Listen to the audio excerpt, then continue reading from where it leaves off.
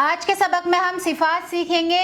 صفات کا مطلب ہے کوالٹیز اور خصوصیات۔ اگر ہم قرآن کو تجوید کے ساتھ اور بہت شاندار انداز میں پڑھنا سیکھنا چاہتے ہیں تو صفات کا سیکھنا لازم اور ضروری ہے۔ صفات کا سیکھنا اتنا ضروری کیوں ہے؟ آپ 1-2 منٹ میں سمجھ جاؤ گے۔ سفیر، سفیر کا مطلب ہے ہونٹوں سے سیٹی بجانا۔ یہ صفت 3 حروف زا، سین، صاد میں پائی جاتی ہے۔ ان حرفوں کو ادا کرتے وقت ایک تیز آواز سیٹی کی طرح نکلے۔ یہ جو 3 حروف ہیں زا، سین، صاد، ان کے اندر سفیر کی صفت ہے۔ سفیر کا مطلب ہے سیٹی بجانا۔ سیٹی وہ نہیں جو کوکر سے نکلتی ہے، یہاں سیٹی کا مطلب ہے ایک تیز آواز، یعنی جب ہم ان تینوں حرفوں کو ادا کریں گے تو ایک تیز آواز آنی چاہیے۔ سفیر کے ساتھ میں ان کو پڑھیں گے زا، زی، زو۔ اگر زا کو بغیر سیٹی کے پڑھا جائے تو آواز بنے گی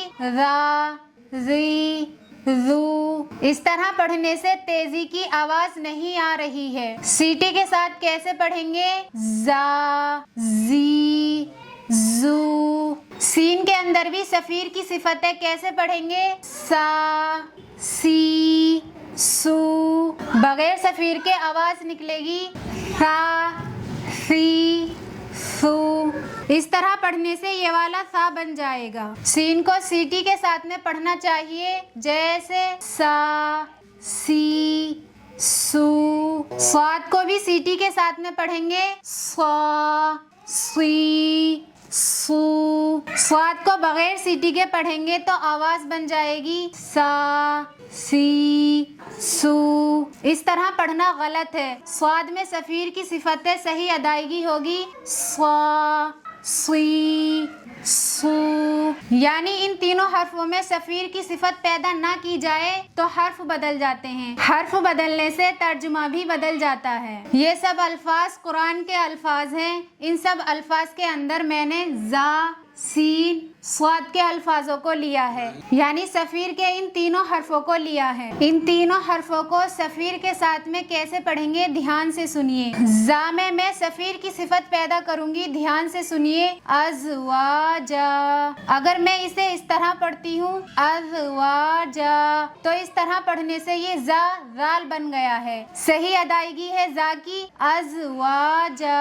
یہاں پر بھی زا ہے، اس کے اندر بھی سفیر کی صفت ہے، کیسے پڑھیں گے؟ زجرتن۔ یہاں پر سین ہے، سین کے اندر بھی سفیر کی صفت ہے، سیٹی کی صفت کے ساتھ پڑھیں گے، جیسے وسیرت۔ یہاں سین ہے، سیٹی کی صفت کے ساتھ میں پڑھیں گے سرابا۔ اگر میں اسے اس طرح پڑھتی ہوں سرابا، اس طرح پڑھنے سے یہ سین سا بن جائے گا۔ سیٹی کی صفت کے ساتھ میں پڑھیں گے سرابا۔ صاد میں بھی سفیر کی صفت پائی جاتی ہے، کیسے پڑھیں گے؟ وعصا۔ اگر میں اسے اس طرح پڑھتی ہوں وعصا، اس طرح پڑھنے سے سیٹی کی صفت ختم ہو جائے گی۔ صاد کی صحیح ادائیگی ہے وعصا۔ صاد کو بھی سیٹی کے ساتھ میں پڑھیں گے، جیسے ابصارها۔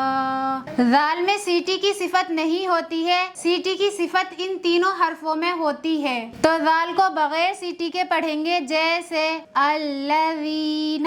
ذال کے اندر اگر سیٹی کی صفت پیدا کی جائے تو آواز اس طرح بن جائے گی الذین۔ اس طرح پڑھنا غلط ہے، ابھی یہ والا ذال زا بن گیا ہے۔